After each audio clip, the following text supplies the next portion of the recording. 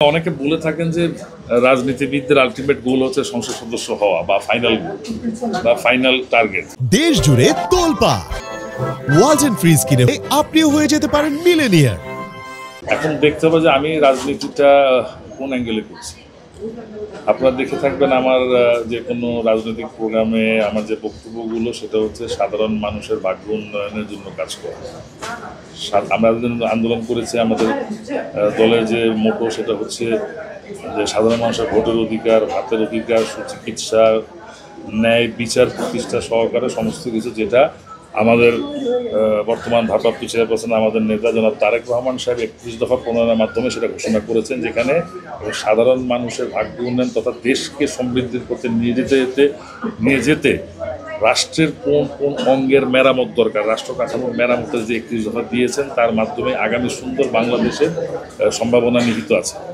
আমরা আপাতত সেটা বাস্তবায়নের চেষ্টা করছি। আর না, আপনারা যেটা শুনেছেন যে সংসদ নির্বাচন আমি আসলে করছি না, বা এরকম কোনো কথা আমার সাথে পার্টির সাথে কারোর সাথে হয় নাই, আর এরকম কোনো সুযোগও আমার আছে বলে মনে হয় না। কারণ আমি যে অঞ্চলে থাকি সেই অঞ্চলে অনেক বড় বড় জ্ঞানী নেতাদের বসবাস, আর যেটা আমার দেশের বাড়ি যেখানে, ওইখানেও যারা আছেন তারা অনেক আপনার গুরুত্বপূর্ণ নেতা এবং তারা অনেক পরীক্ষিত এবং জনগণের কাছের মানুষ। তো আমার যতটুকু জনগণের কাছে যাওয়া হয়েছে দলীয় কর্মকাণ্ডের কারণ, অ্যাকচুয়ালি কোনো জায়গায় যে ভোটের কারণে যাওয়া ওইরকমভাবে হয় নাই।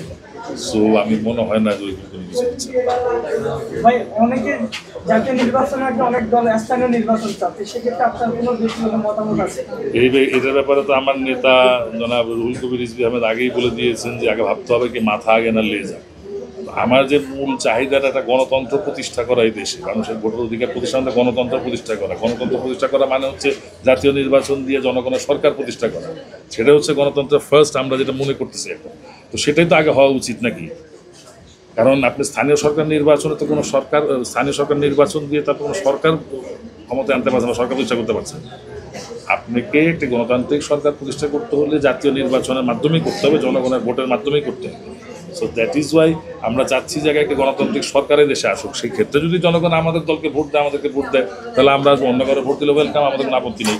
কিন্তু আমাদের বক্তব্য একটা গণতন্ত্র প্রতিষ্ঠা করতে হবে। গণতান্ত্রিক পরিবেশে গণতন্ত্রগামী মানুষ হিসেবে আমার কথা হলো যে আপনার রাজনৈতিক দল করার অধিকার আছে, আপনি করবেন।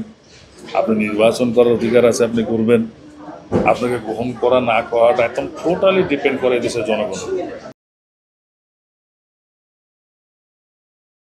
দেশ জুড়ে তোলপাড় ওয়ালটন ফ্রিজ কিনে হতে পারেন মিলেনিয়ার। এছাড়াও রয়েছে লক্ষ লক্ষ টাকার ক্যাশ ভাউচার সহ কোটি টাকার নিশ্চিত উপহার।